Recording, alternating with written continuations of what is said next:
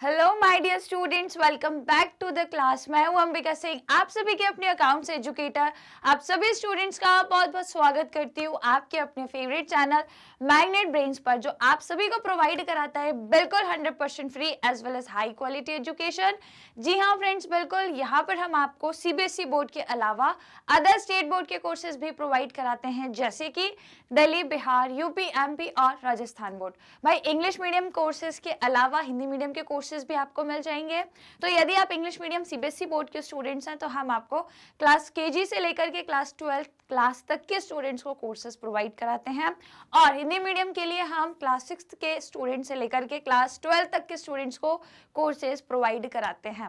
और यदि e books और ई नोट्स की बात करूं तो भाई उसका लिंक आपको नीचे डिस्क्रिप्शन बॉक्स में मिल जाएगा, आप जाकर के चेक कर सकते हैं और ई बुक्स और ई नोट्स को भी अवेल करके अपनी लर्निंग को और भी ज़्यादा बढ़िया बना सकते हैं और भी अच्छे से इम्प्रूव कर सकते हो। और यदि चैनल की बात करी जाए तो भाई आप सब जानते हैं, इसमें कोई शक नहीं है कि इंडिया का number 1 free online learning platform सिर्फ और सिर्फ एकमात्र मैग्नेट ब्रेन्स, जो आपको full and complete organise course provide कराता है, वो भी काफ़ी सारे प्रैक्टिस क्वेश्चंस के साथ एब्सोल्युटली फ्री ऑफ कॉस्ट में। जी हाँ, बिल्कुल आपने ठीक सुना है, क्योंकि हम आपको full and complete organise course बिल्कुल ए से लेकर के जेड तक पूरे चैप्टर्स, हर एक चैप्टर के छोटे बड़े टॉपिक का डिटेल्ड एक्सप्लेनेशन, फिर एमसीक्यू हो, एक्सरसाइज के क्वेश्चन हो, या फिर इंपॉर्टेंट क्वेश्चन, या फिर एजर्शन रीजन, भाई सारी चीजें आप लोगों को हम प्रोवाइड करते हैं जिससे आपकी लर्निंग और भी अच्छे से इंप्रूव हो सके।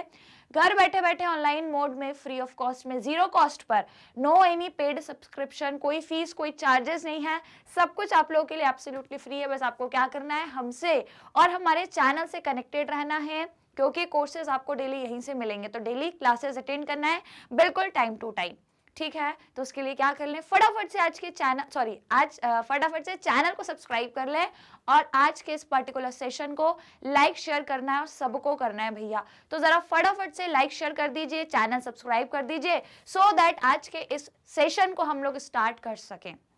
ओके तो सबने लाइक शेयर कर दिया। So as you know my dear class 11th account students, हम लोग अपना चैप्टर नंबर 18 पढ़ रहे हैं, जिसका नाम है financial statements of sole proprietorship.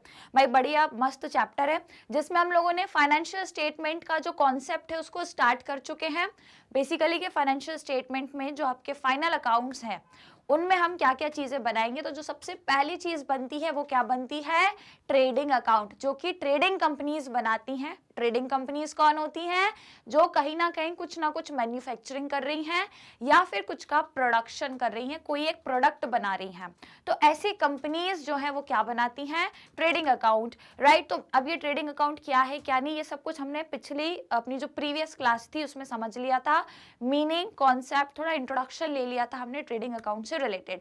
Now it's time to discuss some features and needs of trading account. तो अब क्योंकि कभी थ्योरेटिकली क्वेश्चन आ जाता है, स्पेशली जो एमपी बोर्ड के स्टूडेंट्स हैं उनको भी बता दूं भाई कि एमपी बोर्ड में बहुत थ्योरी आती है ना। तो कई बार पूछ लिया जाता है कि ट्रेडिंग अकाउंट के फीचर्स या फिर नीड्स बताओ। तो मैंने सोचा चलो आज अपन इसी को डिस्कस कर लेते हैं, और टॉपिक वाइज तो हम चल ही रहे हैं, राइट। तो पहले इस पूरे ट्रेडिंग अकाउंट को अच्छे से समझेंगे, तो उसके लिए ये जानना जरूरी है।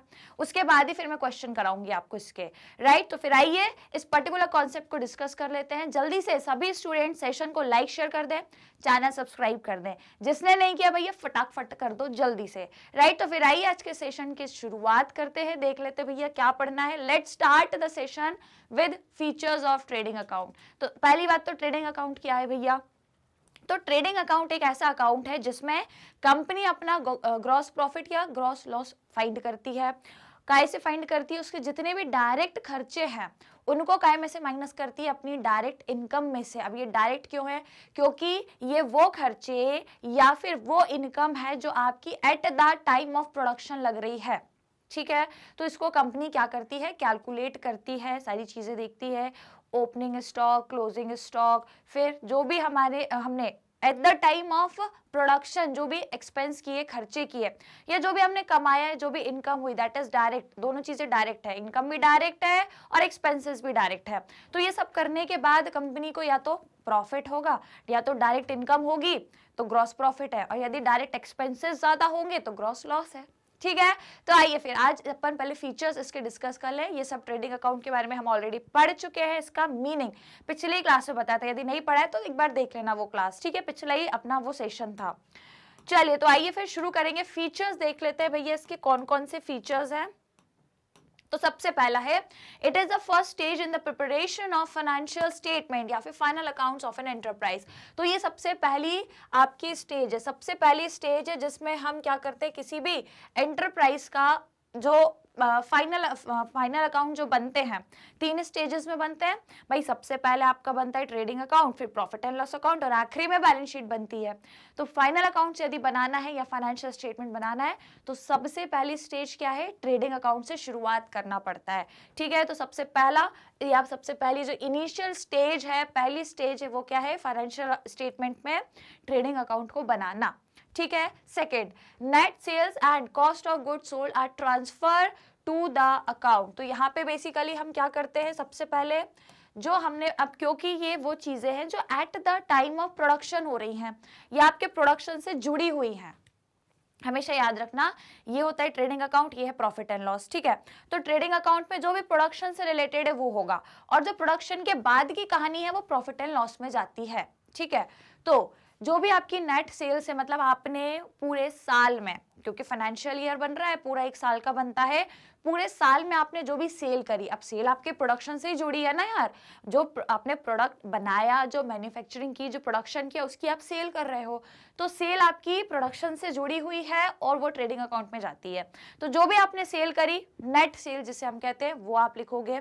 कॉस्ट ऑफ गुड्स सोल्ड, और जो गुड्स आपने बेचे उनको बनाने की क्या कॉस्ट है, बनाने की क्या कीमत रही, जो भी आप, जैसे मैंने ये पेन बनाया, इसको बेचा, तो इसको बेचा, उसकी वो, उसको बना के इसको बेचने की जो कॉस्ट लगी है, जो गुड्स को मैंने बेचा है, वो गुड्स को बेचकर जो कॉस्ट लगी है, जो कीमत, बेसिकली इसको क्या बोलते हैं हिंदी में, लागत, जो लागत लगी है, जो कॉस्ट लगी, जो मेरे साइड से जो मेरा खर्चा लगा है, वो लिखने वाली हूँ, are transfer to this account. तो ये सब चीजों को हम उसमें ट्रांसफर करते हैं, जो हमने सेल करी, क्योंकि सेल करी तो कमाया, और यदि गुड्स बनाया, उसको बेचा, तो फिर खर्चा भी करा, तो खर्चा और जो भी आया वो सारी चीजें, ये सब प्रोडक्ट से रिलेटेड है, प्रोडक्शन से रिलेटेड है। देन इसका तीसरा फीचर क्या कहता है, it is prepare on accrual basis of accounting. तो भैया ये अक्रूरल बेसिस ऑफ अकाउंटिंग को फॉलो करता है। अभी अक्रूरल बेसिस क्या होता है, याद है सबको, आई थिंक हमने 4th चैप्टर में पढ़ा था बहुत स्टार्टिंग में, कि अकाउंटिंग को करने के 2 बेसिस होते हैं, एक होता है कैश बेसिस ऑफ अकाउंटिंग और एक होता है आपका accrual basis of accounting. Cash basis of accounting ये कहता है कि आप अपने बुक्स ऑफ अकाउंट्स में केवल और केवल वही ट्रांजेक्शन्स लिखो जो आपने कैश में करे हैं, जिसमें आपका कैश आया है या गया है, केवल उन्हीं ट्रांजेक्शन को रिकॉर्ड करो। लेकिन जो अक्रूरल बेसिस ऑफ अकाउंटिंग होता है, इसका जस्ट अपोजिट है, ये कहता है कि भले बिजनेस में कैश आया हो अथवा ना आया हो, कोई भी ट्रांजैक्शंस हुए हैं उनको रिकॉर्ड करो। दैट मींस क्रेडिट ट्रांजैक्शंस को भी रिकॉर्ड करो। उधारी पे भी यदि कोई चीज करी है, उधारी पे भी यदि आपने सेल करा, परचेज करा, तो रिकॉर्ड करो। तो सेम चीज है, जब भी ट्रेडिंग अकाउंट बनाओगे तो ये मत देखो कि मैंने सेल करी है, कैश में करी तो रिकॉर्ड करूं, उधारी पे करी तो नहीं करूं, ऐसा नहीं है। आपने सेल करी, चाहे कैश में हो चाहे क्रेडिट में हो, आपने परचेज करा, चाहे कैश में हो चाहे क्रेडिट में हो, आपको ट्रेडिंग अकाउंट में लिखना है तो लिखना है, क्योंकि ये अक्रूरल बेसिस ऑफ अकाउंटिंग पे बनता है, ठीक है। मतलब cash as well as credit, both the transactions are recorded in trading account. तो ट्रेडिंग अकाउंट में हम कैश और क्रेडिट दोनों ट्रांजैक्शंस को रिकॉर्ड करते हैं, ठीक है। देन 4th है आपका, balance of this account is either gross profit और ग्रॉस लॉस। तो लास्ट में जो बैलेंस निकलेगा ना, हम डेबिट और क्रेडिट दोनों साइड को देखेंगे, या तो डेबिट बैलेंस होगा या क्रेडिट बैलेंस होगा, तो जो भी आएगा, यदि आपके डायरेक्ट एक्सपेंसेस ज्यादा हैं तो ग्रॉस लॉस आएगा, और यदि डायरेक्ट इनकम ज्यादा है तो फिर आपका ग्रॉस प्रॉफिट आएगा, ठीक है। तो ये आपको बताएगा। देन 5th है, ग्रॉस प्रॉफिट और gross loss is transfer to profit and loss. अब क्योंकि ट्रेडिंग अकाउंट के तुरंत बाद क्या बनता है, प्रॉफिट एंड लॉस अकाउंट। तो प्रॉफिट एंड लॉस अकाउंट में पहले आपको शुरू में क्या लिखना होता है, ग्रॉस प्रॉफिट हो तो वो लिखो, या ग्रॉस लॉस हो तो वो लिखो। तो जब भी आप ट्रेडिंग अकाउंट में ये चीजों को कैलकुलेट कर रहे हो, ग्रॉस प्रॉफिट या ग्रॉस लॉस, इसको कहाँ ट्रांसफर करोगे, इसको ट्रांसफर करेंगे प्रॉफिट एंड लॉस अकाउंट में। तो प्रॉफिट एंड लॉस अकाउंट की शुरुआत ही कहां से होती है, ग्रॉस प्रॉफिट या ग्रॉस ग्रॉस लॉस से होती है। सबसे पहले यदि ग्रॉस प्रॉफिट है तो उसको पहले हम प्रॉफिट एंड लॉस में लिखते हैं, फिर बाकी की चीजों को लिखते हैं, और यदि ग्रॉस लॉस है तो भी यही कंडीशन है, राइट। तो प्रॉफिट एंड लॉस अकाउंट को बनाते टाइम सबसे पहली जो शुरुआत हम करते हैं वो कहां से करते हैं, ग्रॉस प्रॉफिट को ब्रॉट डाउन या ग्रॉस लॉस को ब्रॉट डाउन करके। क्लियर, समझ में आ गया। ये कुछ इंपॉर्टेंट इसके फीचर है किसके, ट्रेडिंग अकाउंट के। समझ में आए, फटाफट लाइक शेयर कर दो स्टूडेंट, सेशन को जरूर लाइक शेयर करना यदि आपको समझ में आ रहा है तो, राइट। आगे बढ़े, नेक्स्ट देखें, चलो आगे है अपना पर्पस या फिर need of preparing trading account. तो इसका भैया इसकी जरूरत क्या है, क्या इसका पर्पस है, क्या इसकी जरूरत है कि हम ट्रेडिंग अकाउंट क्यों बना रहे हैं। तो पहला है इसका डिटरमाइन ग्रॉस प्रॉफिट और gross loss for the accounting period. तो सबसे पहला इसका जो पर्पस है वो क्या है कि यार हमको यदि नेट प्रॉफिट और नेट लॉस निकालना है, नेट प्रॉफिट नेट लॉस का निकलता है प्रोडक्शन के बाद की खर्चों से और उसके बाद की इनकम से निकलता है, लेकिन उससे पहले हमें प्रोडक्शन के दौरान का भी तो प्रॉफिट और लॉस देखना है। तो जब हम सबका मिला करके देखेंगे तभी तो हमें सही प्रॉफिट और लॉस पता लगेगा, राइट। तो यदि आपको ग्रॉस प्रॉफिट या ग्रॉस लॉस भी देखना है उस पर्टिकुलर पीरियड का तो आपको ट्रेडिंग अकाउंट बनाना पड़ेगा, ठीक है, राइट। आफ्टर प्रोडक्शन तो प्रॉफिट एंड लॉस में पता लग जाएगा, बट ड्यूरिंग द प्रोडक्शन आपका कितना ग्रॉस प्रॉफिट है कितना ग्रॉस लॉस है ये आपको ट्रेडिंग अकाउंट से पता लगता है। क्लियर, चलिए पहला है इसका पर्पस। दूसरा देखते हैं, determine whether gross profit is adequate to meet indirect expenses. अब आपको देखना पड़ता है कि आपने क्या किया, यदि ड्यूरिंग द प्रोडक्शन आपने ट्रेडिंग अकाउंट में ड्यूरिंग द प्रोडक्शन देख लिया कि चलो आपको ग्रॉस प्रॉफिट मिला, तो ड्यूरिंग द प्रोडक्शन आपने देखा कि चलो हमें ग्रॉस प्रॉफिट हुआ, मतलब हमारी जो डायरेक्ट इनकम है वो ज्यादा हुई है at the time of production और जो डायरेक्ट खर्चे हुए हैं वो कम हुए हैं, तो हमको ग्रॉस प्रॉफिट मिल गया। तो अब ये तो प्रोडक्शन के दौरान हमें प्रॉफिट मिल गया, अब प्रोडक्शन के बाद भी तो चीजें होती हैं जिसमें हमारा अगेन खर्चा लगेगा, तो वो प्रोडक्शन के बाद का खर्चा कौन सा कहलाता है, इनडायरेक्ट एक्सपेंस, ठीक है। तो अब हम देखेंगे कि प्रोडक्शन के दौरान तो हमने ठीक है प्रॉफिट कमा लिया, क्या ये प्रॉफिट हमारा इनफ है, बहुत है, हमारे लिए काफी है कि हम अब आगे के इनडायरेक्ट खर्चों को उठा सके। अब देखो जितने अभी तक हो गए वो ठीक है, उसके बाद हमें मिल गया हमारा ग्रॉस प्रॉफिट, मतलब प्रोडक्शन के दौरान हमारे जो देखो जैसे मैं यहाँ पे बताती हूँ आप लोगों को कि हमने बेसिकली क्या किया है, ये हो रहा है हमारा प्रोडक्शन, ये इसको मैं बोलती हूँ ड्यूरिंग प्रोडक्शन, ठीक है। तो ये ड्यूरिंग प्रोडक्शन है, इसके बाद आपका होगा आफ्टर प्रोडक्शन, राइट। तो स्टूडेंट्स होता क्या है बेसिकली कि ड्यूरिंग प्रोडक्शन भी आपके कुछ खर्चे होते हैं जिसको हम क्या बोलते हैं, जिसको हम बोलते हैं डायरेक्ट एक्सपेंस होंगे या फिर डायरेक्ट इनकम होगी। एंड यदि मैं बोलूं आफ्टर प्रोडक्शन तो सेम, आफ्टर प्रोडक्शन में आपका क्या होगा, इनडायरेक्ट या तो आपके एक्सपेंस होंगे या फिर इनडायरेक्ट आपकी इनकम होगी। तो इस तरीके से चीजें रहती हैं, राइट। अब आपने देखा कि ड्यूरिंग प्रोडक्शन जब आपने देखा कि आपके जो डायरेक्ट एक्सपेंसेस हैं वो कम है, ठीक है, और आपके जो डायरेक्ट इनकम है वो ज्यादा है, ठीक है, as compare to your direct expense आपकी डायरेक्ट जो इनकम है वो ज्यादा है। तो यदि ज्यादा है दैट मीन्स आपका क्या है, ग्रॉस प्रॉफिट है, क्या है आपका, ग्रॉस प्रॉफिट है। तो ये आपके पास कंडीशन है। तो अगर आपने प्रॉफिट कमा लिया तो खुश हो जाओ क्योंकि ये काम हो गया। अब इसके बाद जब हम सेकेंड स्टेज आएंगे आफ्टर, बाद में मतलब प्रोडक्शन के बाद की स्टेज पर आएंगे, तब हमारे पास फिर से होंगे डायरेक्ट एक्सपेंस। तो अब हम ये देखते हैं कि क्या हमारे पास जो ग्रॉस प्रॉफिट है वो इनफ है जिससे हम अपने इनडायरेक्ट एक्सपेंसेस को उठा सके, क्योंकि इससे क्या होगा, फिर हमें नेट प्रॉफिट ज्यादा मिलेगा ना। यदि हम इससे ग्रॉस प्रॉफिट से यदि अपने एक्सपेंसेस को पूरा करेंगे तो आपकी इनकम ज्यादा रहेगी, तो आपको प्रॉफिट भी ज्यादा मिलेगा। क्लियर।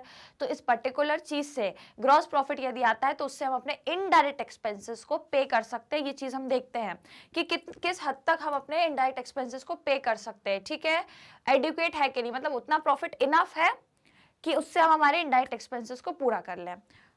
उसके बाद नंबर थर्ड क्या कह रहे हैं, देखो, decide whether sale price of products need to be increased or not, alternatively whether cost of goods sold, that is purchase cost and direct expense need to be controlled. तो हम ये देखने की कोशिश करते हैं कि जिस प्राइस पर हम अपने प्रोडक्ट्स को बेच रहे हैं क्या उसको बढ़ाएं या घटाएं। जैसे कि फॉर एग्जाम्पल मैंने बोला कि जब मैं ड्यूरिंग प्रोडक्शन मेरा प्रोडक्शन करती हूँ, जैसे कि सपोज मेरा काम है किसका प्रोडक्शन करना है, इस पेन का, ठीक है, ये पेन यदि मैं बना रही हूँ, अरे भैया पेन ही गायब हो गया, रुक जाओ वापस बुलाओ, चलो।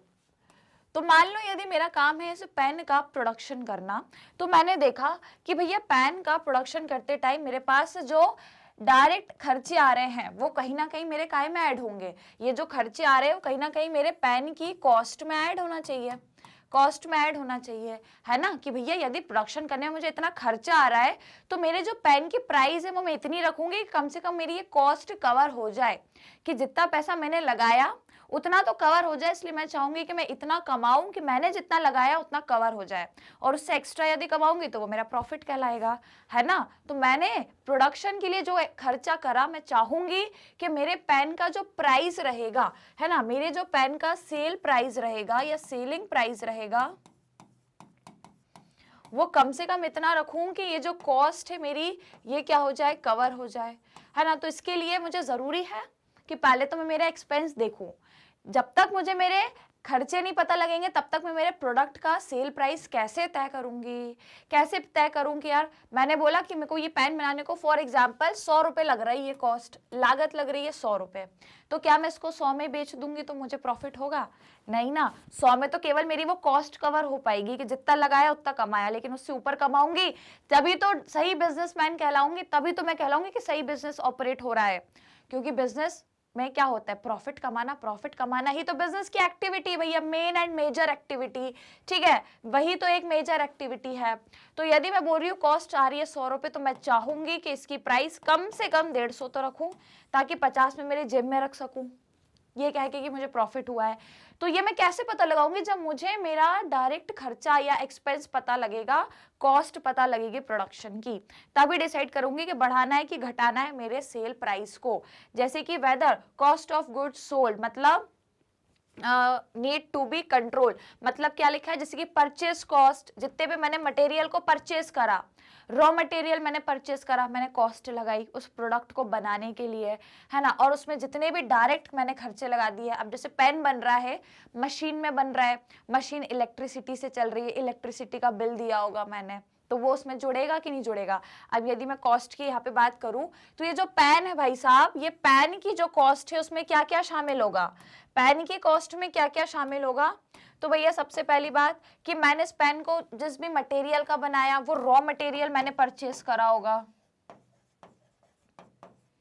है ना, वो रॉ मटेरियल परचेस करा तो उसमें मेरी कॉस्ट लग गई कुछ, ठीक है। अब जैसे चलो अपन एक इमेजिनरी वैल्यू लेके चलते हैं कि मान लो उसमें मेरी 20 रुपए की कॉस्ट आई रॉ मटेरियल खरीदने में, फिर जिस मशीन में बन रहा था वो मशीन को भैया इलेक्ट्रिसिटी लग रही है, ठीक है, ऐसी फ्री में तो खाली चलेगी नहीं, इलेक्ट्रिसिटी लग रही है, मान लो 10 रुपए की इलेक्ट्रिसिटी लग रही है, पर पेन के हिसाब से बता रही हूँ, एक पेन के हिसाब से, यूनिट कॉस्ट बोलते हैं इसको, कि एक पेन को बनाने के लिए मेरी जो है वो 10 रुपए की बिजली खर्च होती है मशीन में, एक पेन को बनाने के लिए मुझे 20 रुपए का रॉ मटेरियल लगता है, एक पेन का बता रही हूँ अभी आपको, है ना, यूनिट कॉस्ट है ये। फिर उसके बाद मैंने बोला कि यार इस पेन को पैक करना, उसको इधर से उधर करने में जो लेबर है, जो लेबर लग रही है वो लेबर कॉस्ट लग रही है मेरी, लेबर मतलब जो वर्कर है जो उसका काम कर रहे हैं, उनको मान लो एक पेन के हिसाब से 40 रुपए पड़ रहा है 40 रुपए मैं दे रही हूँ उनको, तो ऐसे करके बहुत सारी कॉस्ट मेरी शामिल हो रही है। तो ये कहाँ पता लगेगी, ये सब मुझे डायरेक्ट एक्सपेंसेस से ही तो पता लगेगी, ठीक है। तो जब तक ट्रेडिंग अकाउंट नहीं बनाऊंगी तो ये सारे खर्चे कैसे पता लगेंगे, राइट। तो ये सब मुझे आफ्टर प्रोडक्शन थोड़ी पता लगेंगे, क्योंकि आफ्टर प्रोडक्शन में ये खर्चे नहीं लिखूंगी, ड्यूरिंग प्रोडक्शन के खर्चे ही लिखूंगी हूं मैं, कहाँ पे, ट्रेडिंग अकाउंट में, कहाँ पे, ट्रेडिंग, यहाँ पे, ठीक है सिर्फ और सिर्फ यहाँ। और आफ्टर प्रोडक्शन के तो आपको पता है कहाँ जाएंगे, प्रॉफिट एंड लॉस अकाउंट में जाएंगे, राइट। तो रॉ मटेरियल, इलेक्ट्रिसिटी लगना, लेबर चार्जेस लगना, ये सारी चीजें मुझे यहाँ से पता लगेगी, तभी मुझे मेरे डायरेक्ट खर्चे पता लगेंगे, तभी मैं अपने पेन का कॉस्ट तय कर पाऊंगी, क्लियर, राइट। तो यही लिखा है कि जो भी आपने इसके लिए परचेज करा, जो भी डायरेक्ट एक्सपेंस दिए, वो सारी चीज़ों को मुझे देखना पड़ेगा, पूरी कॉस्ट देखनी पड़ेगी। जो गुड्स को मैं बेच रही हूँ, जिस पेन को मैं बेच रही हूँ, उसकी पूरी कॉस्ट मुझे देखनी पड़ेगी। Then fourth, comparison of current year's performance with that of earlier years. ये काफी मेजर इंपॉर्टेंट इसका ऑब्जेक्टिव, ये इसका पर्पस होता है कि क्योंकि हम हर साल ट्रेडिंग अकाउंट बनाते हैं, हर एक फाइनेंशियल ईयर में आपका ट्रेडिंग अकाउंट बनता है, तो आपको पता होना चाहिए ना इस साल कितना ग्रॉस प्रॉफिट रहा, उसके प्रीवियस ईयर में कितना था। ऐसा तो नहीं था कि पहले ज़्यादा प्रॉफिट था ग्रॉस और अभी ग्रॉस प्रॉफिट कम हो गया। तो आप देखोगे कि यार हमारी परफॉर्मेंस कैसे, क्यों कम हुई, रीजंस ढूंढो, और यदि इम्प्रूव हुई है तो अच्छी बात है। तो ये हम पूरा इवेल्युएशन या कंपैरिजन करते हैं, ठीक है, अपनी परफॉर्मेंस का। इस साल करेंट ईयर जो परफॉर्मेंस हुई है उसको हम कंपेयर करते हैं अपनी पिछली साल की परफॉर्मेंस से। आप भी करते होगे। इस बार जो आपके पीरियोडिक टेस्ट में नंबर आए होंगे उनको आप अपने पिछले पीरियोडिक टेस्ट के नंबर से कंपेयर करोगे, या इस साल अब जैसे 11th में हो, 11th के नंबर को अपने 10th के परसेंटेज से या अपने फ्रेंड से, ज्यादातर लोग तो अपने दोस्तों से कंपैरिजन करते हैं, है ना। तो ऐसे करके हम तभी करेंगे ना जब हमारे पास डेटा होगा, जब हमारे पास चीजें होगी हमारे अकाउंट में, ट्रेडिंग अकाउंट में। क्लियर। तो ये कुछ पर्पस है, कुछ नीड है जिसके लिए हम ट्रेडिंग अकाउंट को प्रिपेयर करते हैं। Is it clear to all? बताओ समझ में आया कि नहीं आया? सभी को समझ में आना चाहिए। और is it clear to all? चलिए भैया, तो ये हो गए कुछ इसके नीड जिसके लिए हम ट्रेडिंग अकाउंट बनाते हैं। अब देखो मैं आपको एक बहुत प्यारा सा और एक बहुत इंपॉर्टेंट सा फॉर्मूला बताने जा रही हूँ, ठीक है। क्या है? Cost of goods sold. यदि फाइंड करना है कॉस्ट ऑफ गुड्स सोल्ड, क्या होता है, जो मैंने आपको यहाँ बताया ना कि ये पेन को बेचना है, ये गुड्स को बेचना है, तो इसकी कॉस्ट कितनी है। तो इसकी कॉस्ट देखने के लिए मुझे बहुत सारी चीज़ों की कॉस्ट देखनी पड़ती है ना, मशीन में कितना लग गया, लेबर का चार्ज, रॉ मटेरियल, तो ये सारी चीज़ें। तो इसका एक बहुत प्यारा सा फॉर्मूला है, देख लो एक बार। हम वैसे करेंगे क्वेश्चन तो ये सब चीजें देखेंगे। देखो, so cost of goods sold यदि निकालना है तो सबसे पहले मैं क्या देखती हूँ, ओपनिंग स्टॉक या इन्वेंट्री मेरी कितनी है। ओपनिंग स्टॉक समझते हो ना, पिछले साल का जो बचा कुचा था जो मैंने इस साल पे लेकर आई हूँ, ठीक है। पिछले साल का जो बचा कुचा था जो इस अब क्योंकि यहाँ पे हम एक जो कॉस्ट ऑफ गुड्स सोल्ड जो निकाल रहे हैं वो एक प्रोडक्ट की नहीं है। जैसे यहाँ तो मैंने जो एग्जाम्पल दिया था ये एक पेन का दिया था आपको, पर हमको ये पूरे जो कंपनी एक अकेला पेन तो बना नहीं रही है, कंपनी बहुत सारे प्रोडक्ट्स बनाती है, तो उन सब प्रोडक्ट की कॉस्ट निकालना है, टोटल जितने भी हैं उन सब की निकालना है। तो उसके लिए हम क्या करेंगे, सबसे पहले जो हमारा ओपनिंग स्टॉक है, मतलब पिछले वर्ष का जो बचा हुआ स्टॉक है उसको इस वर्ष जो हमने ट्रांसफर करा, ओपनिंग स्टॉक वो ले लेंगे।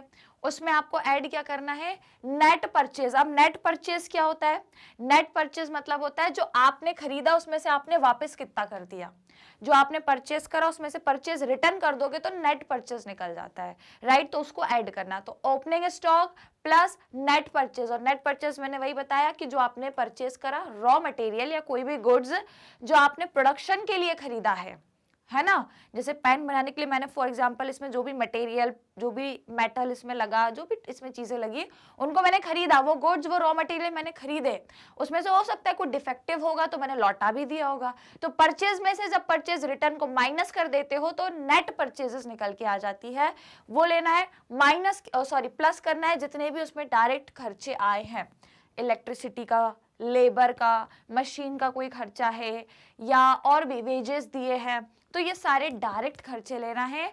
माइनस क्या करना है, क्लोजिंग स्टॉक, मतलब जितना स्टॉक मेरा नहीं बिका। देखो करना क्या होता है, सबसे पहले ओपनिंग स्टॉक में लूंगी क्योंकि मैं इस वर्ष सबसे पहले अपना पुराना जो प्रोडक्ट है पिछले साल का जो नहीं बिका पहले उसको बेचते हैं हम, फिर नए प्रोडक्ट को बेचते हैं। कंपनी यही करती है, जो पिछले साल नहीं बिका पहले उसको निकालती है, फिर नए इस साल जो बनाया उसको निकालेगी सेल के लिए, है ना। हम भी यही करते हैं। मैंने कितनी बार एग्जाम्पल दिया कि घर में यदि अभी सुबह नई सब्जी बनी है और यदि कल रात की सब्जी रखी होती है तो हम सोचते हैं कि पहले रात की जो सब्जी बची है उसको पहले गर्म करके खाए, फिर जो अभी नई बनी है उसको खाए, राइट। तो कंपनी भी यही करेगी, पहले जो पिछले साल जो प्रोडक्ट नहीं बिका जो रह गया था उसको पहले निकालती है, फिर इस साल जो बनाया है वो निकालती है। तो जो पिछले साल का है पहले वो प्रोडक्ट कंपनी ने निकाला, वो निकाला, उसमें उसने क्या किया, जो खरीदा उसमें से परचेस को माइनस करा, तो नेट परचेस को प्लस करा, कंपनी ने इतना खरीदा तो वो कॉस्ट जुड़ गई, खरीदने की कॉस्ट जुड़ गई, प्लस जितने और अदर डायरेक्ट एक्सपेंसेस लगे हैं वो खर्चे जुड़ गए। उसको जुड़ने के बाद जो आपका इस साल का अब जो प्रोडक्ट नहीं बिका उसकी कॉस्ट क्यों लिखेंगे हम इस साल, जो बिका है उसी की कॉस्ट लिखेंगे ना, तो जो नहीं बिका वो हमारा इस साल का क्लोजिंग स्टॉक बन जाता है जिसको हम अगले साल पे ट्रांसफर करते हैं, राइट। तो इस साल जो नहीं बिका उसको मैं क्या करूंगी, उसमें से माइनस कर दूंगी, क्योंकि इस साल जो नहीं बिकेगा मैं उसकी कॉस्ट भी नहीं इंक्लूड करूंगी, मैं सिर्फ इस साल उसी गुड्स की कॉस्ट देखूंगी जो इस साल बिक गया है, जो प्रोडक्ट इस साल बिका उसी की कॉस्ट में देखूंगी, जो नहीं बिका उसको मैं माइनस कर दूंगी। तो क्लोजिंग स्टॉक वही है, जो स्टॉक मेरा इस साल नहीं बिका तो उसकी कॉस्ट क्यों लिखूं, फिर मैं उसको मैं माइनस कर दूंगी, उसको क्योंकि अगले साल ले जाऊंगी, वो अगले साल बिकेगा तो उसकी कॉस्ट को मैं अगले साल रिकॉर्ड करूंगी। जब जब प्रोडक्ट बिकेगा उसकी कॉस्ट को उसी साल रिकॉर्ड किया जाएगा। क्लियर। तो पिछले साल का जो गुड था जो इस साल बिका वो मैंने ले लिया, उसकी कॉस्ट इंक्लूड हो गई। फिर मैंने जो खरीदा नेट परचेज, उसमें से मतलब परचेज रिटर्न माइनस करके वो नेट परचेज जो मैंने खरीदा वो कॉस्ट जुड़ गई, प्लस उसमें और भी जो डायरेक्ट खर्चे लगे वो जुड़ गया, और मैं उसमें से माइनस क्या करूंगी, जो इस साल मेरा नहीं बिका, जो क्लोजिंग स्टॉक है उसको माइनस कर दूंगी, क्योंकि इस साल वो नहीं बिका तो उसकी कॉस्ट को इंक्लूड नहीं किया जाएगा, अगले साल बिकेगा, इस साल क्लोजिंग है, अगले साल के लिए वो ओपनिंग स्टॉक हो जाएगा तो वो अगले साल ही रिलीज होगा, तो उसकी कॉस्ट जब ही हम लोग इंक्लूड करेंगे। इज इट क्लियर, समझ में आ गया है ना। ये देखो फॉर्मूले को रटना नहीं होता है, हमेशा समझना होता है, क्योंकि फॉर्मूला कोई ऐसी चीज नहीं है कि मतलब यार बनेगी नहीं, रट लो बस इसको। Formula is just all about concept, ये पूरा कॉन्सेप्ट पे है, इसका कॉन्सेप्ट समझो। रटना बहुत आसान है, चलो cost of goods sold plus opening stock plus net purchases direct expense, ये रटना नहीं है। रटने क्यों है, आप कॉन्सेप्ट समझ लो ना, वो बेहतर रहेगा। कॉन्सेप्ट समझोगे तो आज सिर्फ इसी क्वेश्चन पे ही नहीं, इसी क्लास में ही नहीं, आने वाले जितना भी अभी आप जो भी पढ़ोगे, 12th है, कॉलेज है, ग्रेजुएशन, पोस्ट ग्रेजुएशन, उसके बाद और भी जो जितनी चीजें करोगे तब तक काम आएगा, यदि समझ लिया तो। रटोगे तो क्या है, 2-3 दिन याद रहेगा, फिर एग्जाम तक में काम नहीं आती रटने वाली चीजें, क्योंकि एग्जाम में भूल जाते हैं रटी हुई चीजें। ठीक है, तो रटना नहीं है, सिंपल सी चीजें हैं, बस समझने की बात है, कॉन्सेप्ट को आपको केवल समझना है, राइट। तो बस यहाँ पे याद रखो कि यदि हमने जो गुड्स बेचा है उसकी कॉस्ट पता करनी है तो क्लोजिंग ओपनिंग स्टॉक ले लो जो पिछले साल का था, जो इस साल हमने बेचा है उसको ले लो, नेट परचेज जो हमने खरीदा है जो भी चीज है वो ले लो, जो हमने खर्चे लगाए हैं डायरेक्ट वाले वो ले लो, और जो नहीं बिका इस साल उसको माइनस कर दो। ठीक है, सिंपल से देखो ऐसे याद रखो, एक ट्रिक बता देती हूँ, ऐसे याद रखो कि जो पिछले साल का नहीं बिका वो इस साल बिका तो उसको ले लो, हमने जो खरीदा वो ले लो, उसमें से जो हमने वापस कर दिया उसको माइनस करके, है ना, नेट परचेज वो ले लो, जो डायरेक्ट हमारे खर्चे हो गए वो ले लो, और जो इस साल नहीं बिका उसको माइनस कर दो, क्लोजिंग स्टॉक माइनस हो जाएगा। क्लियर, सिंपल सा फॉर्मूला है। आई होप गाइज आप लोगों को क्लियर हो गया होगा। यदि समझ में आया तो सभी लोग जल्दी से लाइक शेयर जरूर करें, सेशन को जल्दी से लाइक शेयर करें, चैनल को सब्सक्राइब करना बिल्कुल भी नहीं भूलना है। ऑलराइट, कर दिया सभी ने। चलिए तो guys this is for today's session. I hope आप लोगों को क्लियर हो गया होगा, बढ़िया तरीके से ट्रेडिंग अकाउंट, उसके नीड्स, फीचर्स, सारी चीजें समझ में आ गई होंगी। तो यदि आ गई हैं तो लाइक शेयर करना है, सभी को करना है। कुछ और कॉन्सेप्ट, अब इसका फॉर्मेट हम देखेंगे अपनी नेक्स्ट वाली क्लास में, देखते हैं कि ट्रेडिंग अकाउंट का क्या फॉर्मेट है, इसको बैलेंसिंग कैसे करा जाए, कुछ 2-3 चीजें और बाकी हैं जो हम अपनी फर्दर क्लासेस में कंप्लीट करेंगे, एंड देन फाइनली हम मूव करेंगे ट्रेडिंग अकाउंट के एक्सरसाइज के क्वेश्चंस के ऊपर, राइट। तो फिर हम क्या करेंगे, कुछ एक्सरसाइज के क्वेश्चंस करेंगे, लेकिन उससे पहले जरूरी क्या है कि जो क्वेश्चंस करने हैं उनके पहले कॉन्सेप्ट समझ लें, राइट। तो चलिए फिर आज के सेशन के लिए इतना इनफ है। आई होप समझ में आए होंगे आज के टॉपिक आप लोगों को। तो बस इसी तरीके से मेरे साथ और चैनल के साथ सभी को जुड़े रहना है। तो आप सभी जानते हैं कि मैग्नेट ब्रेन्स एक ऐसा चैनल है जो आप लोगों को सभी को प्रोवाइड कराता है 100% free as well as high quality education. यहाँ पर हम आपको सीबीएसई बोर्ड के अलावा अदर स्टेट बोर्ड के कोर्सेज भी प्रोवाइड कराते हैं, जैसे कि दिल्ली, बिहार, यूपी, एमपी और राजस्थान बोर्ड। इसके अलावा भी आपको वैदिक मैथ्स क्रैश कोर्स और स्पोकन इंग्लिश के कोर्सेज मिल जाएंगे बिल्कुल एब्सोल्युटली फ्री ऑफ कॉस्ट में। और यदि आप लोगों को हर एक सब्जेक्ट का डिटेल्ड पूरा देखना है, पूरे चैप्टर्स देखना है, तो आप यूट्यूब चैनल पर चले जाओ, आपको पूरी प्लेलिस्ट मिल जाएगी, तो जाकर जाकर के प्लेलिस्ट को क्या कर लेना, देख लेना और चैनल को भी सब्सक्राइब कर लेना। इसके अलावा स्टूडेंट्स हमारा मोबाइल एप्लीकेशन आप डाउनलोड कर सकते हो या फिर हमारी वेबसाइट पर भी आपको कंप्लीट कोर्स मिल जाएगा जिसको आप लोग देख सकते हो बड़े आराम से। इसके अलावा स्टूडेंट्स हम आपको ई बुक्स और ई नोट्स भी प्रोवाइड कराते हैं जिसका लिंक आपको नीचे डिस्क्रिप्शन बॉक्स में दिया हुआ है, तो एक बार जाकर के आप जरूर चेक कर लें। तो आप आराम से ई बुक्स और ई नोट्स को भी अवेल करके घर बैठे बैठे लर्निंग कर सकते हो, वो भी फ्री ऑफ कॉस्ट में।